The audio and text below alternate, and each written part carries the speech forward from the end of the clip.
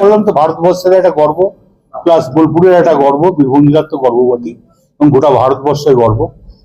তা খুব ভালো রেজাল্ট করেছে, এর জন্য আমরা খুব গর্বিত এবং বীরভূম জেলার মানুষ হিসেবে গর্বিত। বোলপুরের যেহেতু মন্ত্রী এলাকা, চন্দ্রনাথ সিনহার এলাকা, আরো গর্বিত আমরা। উনি আরো বড় হোক, হ্যাঁ আমরা ওনার সঙ্গে আছি।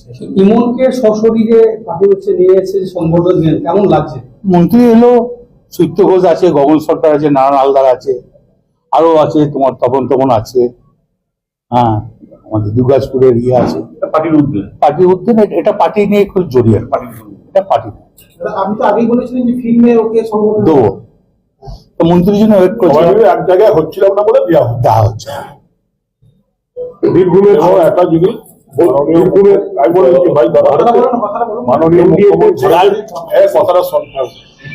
মাননীয় মুখ্যমন্ত্রী মমতা ব্যানার্জি শিক্ষা ব্যবস্থার যা আমূল পরিবর্তন করেছে এবং সারা বাংলায় আজকে শিক্ষার হার বেশি। আমাদের শিক্ষার হারও সিবিএসসি আইএসসি চেয়েও বেশি হচ্ছে হায়ার সেকেন্ডারিতে, এটা আপনারা দেখেছেন। এবং বীরভূম জেলার রেজাল্টও ভালো। এবং আমাদের যে অনুব্রত মণ্ডলের নেতৃত্বে যখন দল চলেছে, আমাদের যে মোটো ছিল, যে লক্ষ্য ছিল, বীরভূমকে পিছিয়ে পড়া জেলা থেকে এগিয়ে নিয়ে যেতে হবে। আমরা সমস্ত বিষয় এগিয়ে নিচ্ছিলাম, শুধু পড়াশোনাটা অনেকটা পিছনে ছিলাম, কিন্তু এখন সেটার দিকেও আমরা নজর দেওয়াতে পড়াশোনাটা অনেকটা এগিয়ে এসছে।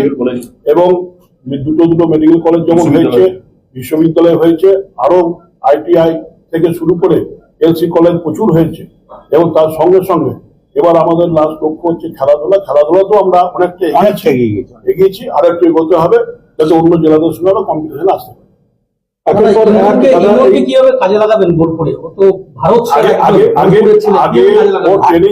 ট্রেনিং শেষ হোক, আরো বড় হোক,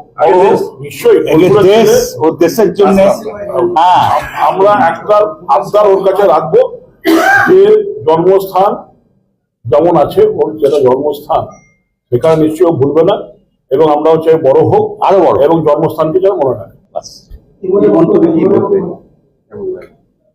গর্বিত লাগছে, আর যেমন মন্ত্রী মশাই বললেন কি এটা আমার জন্মস্থান, আর যেটা আমি পেয়েছি সেটা অনেক ছোট হতে পারে, আর মানে এর থেকেও বড় আমি খুব খুশি হবো কি আরো বীরভূম জেলা থেকে আরো যেমন শিক্ষাক্ষেত্রে বা কোনো অন্য ক্ষেত্রে যদি আরো কিছু বড় পাই, সেটাও খুব গর্বের ব্যাপার হবে।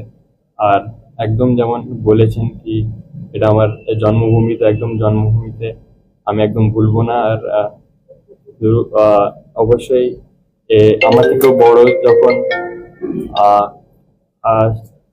আমার থেকে বড় যদি কেউ,